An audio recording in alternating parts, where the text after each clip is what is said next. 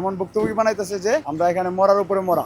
আমরা মনে হয় ছাগলের ৩ নম্বর বাচ্চা, এক কথায়। আমার চোখে যেটা অনিয়ম হয়েছে সেটা হচ্ছে জনসাধারণ। ডাক্তারদের ব্যাপারে 10-10, কিন্তু টয়লেটের ব্যাপারে 0%। অনেক উপকরণ সরকারিভাবে দেওয়া হতো, এখন কোনো কিছুই সরকারিভাবে দেওয়া হয় না।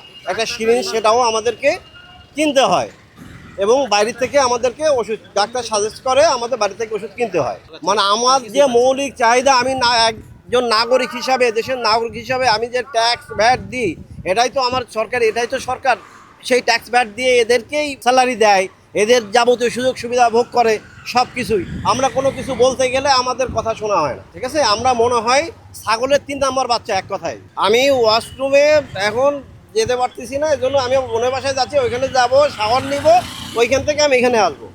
আমরা এখন ভুক্তভোগী, যেহেতু অন্য জায়গায় আমাদের ট্রিটমেন্ট হওয়ার কোনো সুযোগ নাই। আমার চোখে যেটা অনিয়ম হয়েছে সেটা হচ্ছে জনসাধারণ। আমরা জনসাধারণ আসলেও ভালো নয় ভাই। আমাদের এই যে প্রাথমিক যে শিক্ষা ব্যবস্থা নয়, সেইখান থেকে শুরু করে যে মানে মানবিক আচরণ কিন্তু আমাদের শেখানো হয়নি। খামোকা হাসপাতাল কর্তৃপক্ষকে দোষ দিয়ে লাভ নেই। পারিবারিক শিক্ষা ভালো নয়, প্রাথমিক বিদ্যালয়ের শিক্ষা ভালো নয়, এসব ভালো নয়। খামোকা হাসপাতাল কর্তৃপক্ষকে দোষ দিয়ে কোনো লাভ নেই। আপনি জানেন না, 2 ঘন্টা পরপর পরিষ্কার করে, 2 ঘন্টা 3 ঘন্টা পরপর পরিষ্কার করে, কিন্তু এই জনগণ এত পরিমাণ নোংরা করে হয় তার কোনো বলার কথা নাই। আমি তো আসছি আজ 15-16 দিন, আমি তো দেখছি।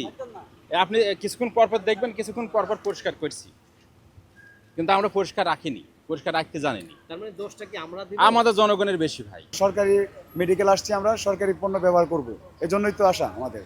কিন্তু আমরা সরকারি পণ্য পাচ্ছি না এখানে, বরঞ্চ আমাদের পকেট থেকে টাকা ওনারা নিয়ে আমাদের ভুক্তভোগী এমন ভুক্তভোগী বানাইতেছে যে আমরা এখানে মরার উপরে মরা।